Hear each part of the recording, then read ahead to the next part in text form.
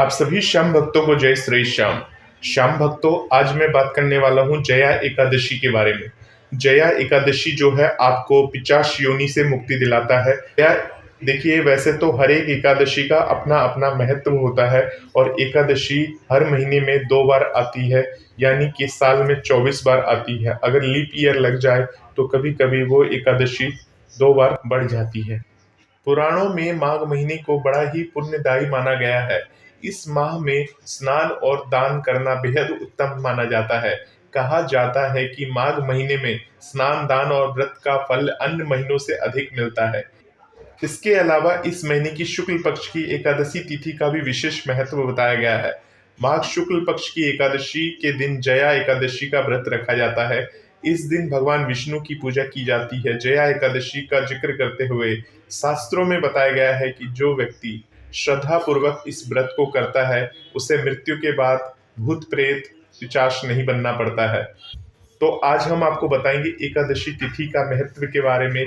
आपको जया एकादशी के बारे में बताने जा रहे हैं। तो जया एकादशी की सबसे पहले तो आपको बता दें कि जया एकादशी शुरू कैसे हुई थी और कैसे जया एकादशी के चमत्कार हैं, उसके बारे में आज मैं बता रहा हूं। तो पूरा वीडियो लास्ट तक जरूर देखिएगा।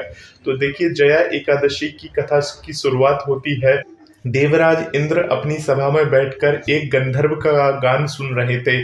गंधर्व को गाना गाते गाते अचानक अपने प्रियतम की याद आ गई, मतलब प्रिया की याद आ गई। और जब उनको याद आई तो जब वो गाना गा रहे थे तो गाना गाते गाते उनका सुर बिगड़ गया। और जब सुर बिगड़ गया यानी कि जब गाते गाते उनकी राह खराब हो गई। इसके बाद इंद्र को आ गया गुस्सा और इंद्र ने उनको श्राप दे दिया, पति पत्नी को, कि अब तुम दोनों पिशाच योनि में भटकोगे। इस तरह से जब उनको श्राप मिल जाता है गंधर्व को, तो वो पिशाच योनि में भटकते रहते हैं। पिशाच योनि में जन्म लेकर पति पत्नी कष्ट भोग रहे थे। संयोगवश माघ शुक्ल एकादशी के दिन दुखों से व्याकुल होकर इन दोनों ने कुछ भी नहीं खाया और रात में ठंड की वजह से सो भी नहीं पाए।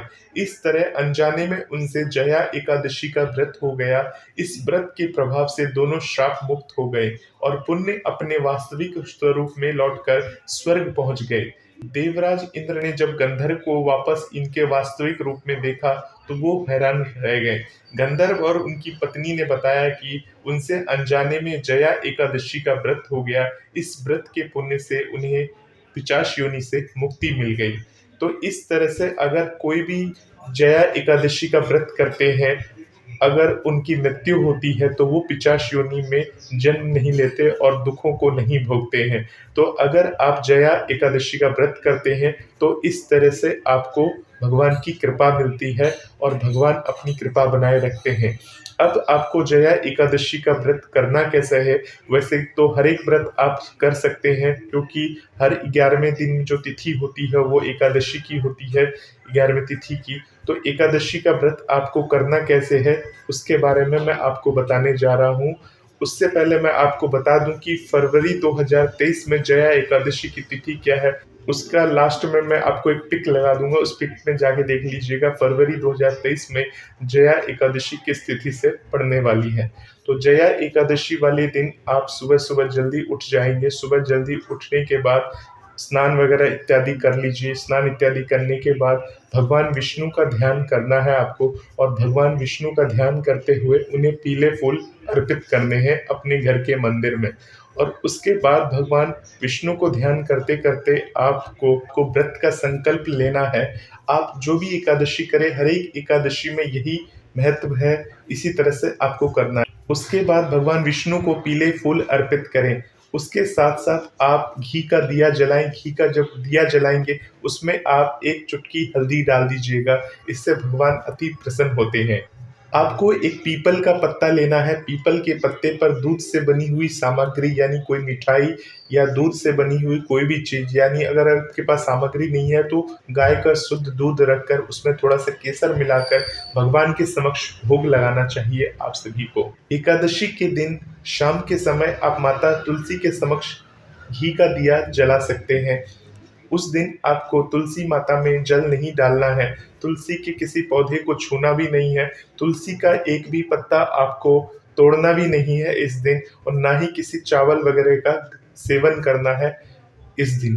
तो अगर आप व्रत रखना चाहें तो निराहार रह के पूर्ण तरह से आप व्रत रख सकते हैं और फलाहार वगैरह यानी कि फलाहार वगैरह आप कर सकते हैं एकादशी के व्रत में। यानी कि एक समय आप फलाहार वगैरह कर सकते हैं एकादशी के व्रत में। बहुत सारे लोग निराहार रहते हैं और अगले दिन ही कुछ खाते पीते हैं। एकादशी के दिन में फलों से व्रत रख सकते हैं, एक समय आप फल खा सकते हैं और जल वगैरह तो ग्रहण कर ही सकते हैं, परंतु जो निर्जला एकादशी होती है उसमें आपको पूरा निर्जल रह के यानी कि कोई भी पानी वगैरह नहीं पीना है और निर्जल रह के ही व्रत रखना होता है। इसके बाद भगवान विष्णु को केले चढ़ाएं और जो केले आपने चढ़ाए होंगे उन केलों को गरीबों में वितरित कर देना चाहिए आप सभी को। इसके साथ भगवान विष्णु की पूजा करने के साथ माता लक्ष्मी की पूजा करें। माता लक्ष्मी की पूजा करने के साथ साथ गोमती चक्र की पूजा करनी चाहिए। गोमती चक्र या कौड़ियां जो होती हैं जो धन से संबंधित होता है उनकी भी आप पूजा कर सकते हैं। तो ये कुछ महत्व थे जो आपको हमने बताए। एकादशी का महत्व है, एकादशी के दिन आप ये सब कर सकते हैं। ये हर एक एकादशी के लिए ये नियम लागू होते हैं। आप बताएंगे कि एकादशी का व्रत का पारण कैसे करें। तो देखिए, एकादशी जो तिथि होती है वो एक दिन पहले लग जाती है, यानी 10वीं तिथि से एकादशी तिथि लग जाती है। परंतु जब उदया तिथि होती है, मान लीजिए फरवरी 2023 में जया एकादशी की जो तिथि लग रही है वो आपको 11:55 से लग रही है। 31 जनवरी 2023 को जया एकादशी तिथि लग जा रही है।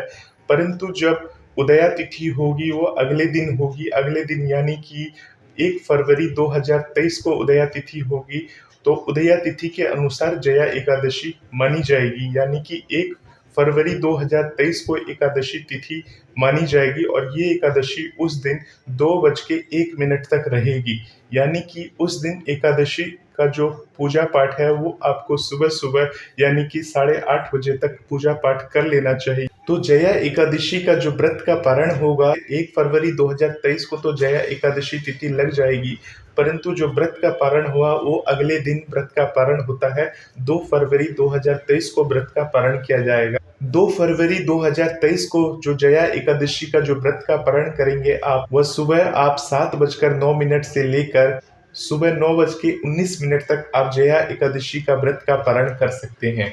तो व्रत का पारण जो रहता है वो आप 1 तारीख को एकादशी मानी गई है तो अगले दिन व्रत का पारण आपको कर लेना चाहिए। बहुत सारे लोग 12 बजे करते हैं, 1 बजे करते हैं, जो कि गलत होता है, उसमें आपको संपूर्ण फल नहीं मिलता है। ये हालांकि पूरा दिन ही एकादशी का माना जाता है, परंतु जो शुभ मुहूर्त है एकादशी की जो तिथि की जो मुहूर्त होती है उसी मुहूर्त को मान्य दिया गया है। तो इस तिथि के अंदर यानी कि आप 1 दिन पहले भी आप भगवान की पूजा कर सकते हैं, विष्णु भगवान की पूजा कर सकते हैं जब तिथि लग जाती है संध्या के समय। यानी कि 10वीं तिथि से लेकर आपको 10वीं तिथि और एकादशी तिथि तक आपको बिल्कुल सात्विक भोजन को ग्रहण करना है। इस दिन आपके घर के अंदर लहसुन, प्याज, चावल इत्यादि का आपको सेवन नहीं करना चाहिए, इनके सेवनों से बचना चाहिए। तो इन विशेष चीज़ों को आप ध्यान रखेंगे तो भगवान विष्णु की असीम कृपा के आप पात्र बनेंगे। बहुत बहुत धन्यवाद आपको इस वीडियो को देखने के लिए। आने वाले समय में आपको विजया एकादशी के बारे में समझाएंगे। तब तक के लिए आप सभी श्याम भक्तों को जय श्री श्याम।